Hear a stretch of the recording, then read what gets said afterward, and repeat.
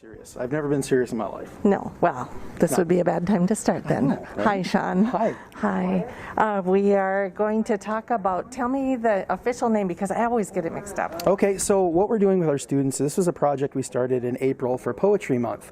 And sometimes when you start talking about poems or poetry, students kind of wrinkle their nose and they don't want to be a part of it.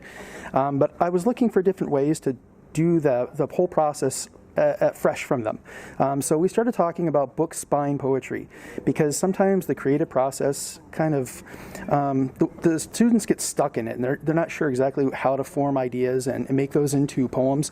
So this way we take found items that are already written and rearrange the letters or rearrange the spines of the books in order for them to get a clear-cut message through to the reader. Oh. So it's a way for them to be creative, but they don't have to be completely 100% creative on their own merit. They can take works from different authors.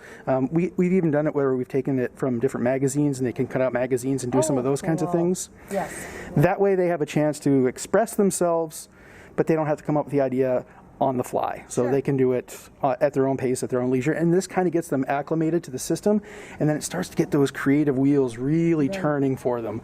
So that's when they start to really embrace the whole philosophy of poetry. It must be really cool when the kids all of a sudden they get the right piece to the puzzle that they're working on, and then it's like, oh, and then maybe it goes a little different path. I can just imagine. That is my favorite part of teaching altogether, when the light bulbs come on and it makes that connection with the students that they really, really start to enjoy and embrace it. That's the fun part of learning. Cool.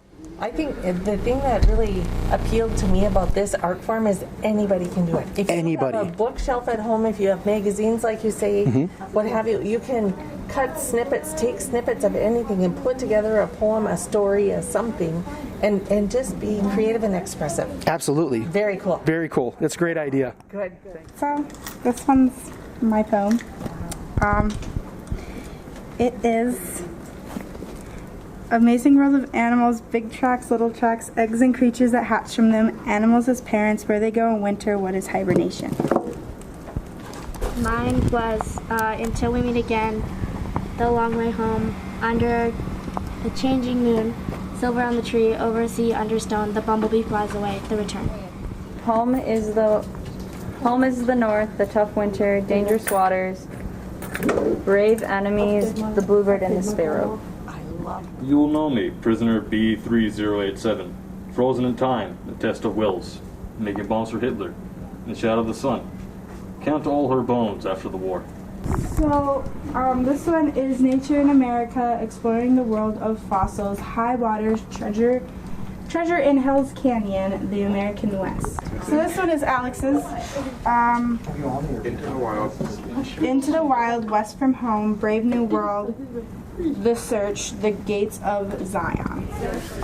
So we are working on projects about architecture. Oh. Such as this one.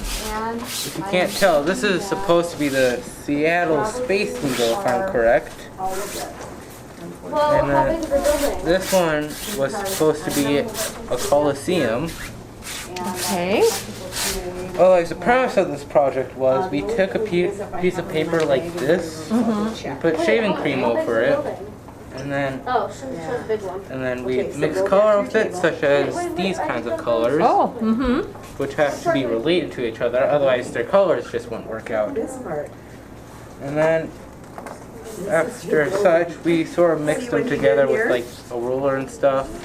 We sort of blend together these colors, and we had to put the paper on, such as this, and so that the colors would sort of apply to the paper. And when we peeled it off, we used the ruler to scrape off any excess. Sure. And then we get stuff like this. Oh. You could get many sort of shapes and designs. Sure. Like you could get sort of like a woo woo woo woo, yeah, sort of like that. Right now I got sort of like a swirly texture. Yes, you do.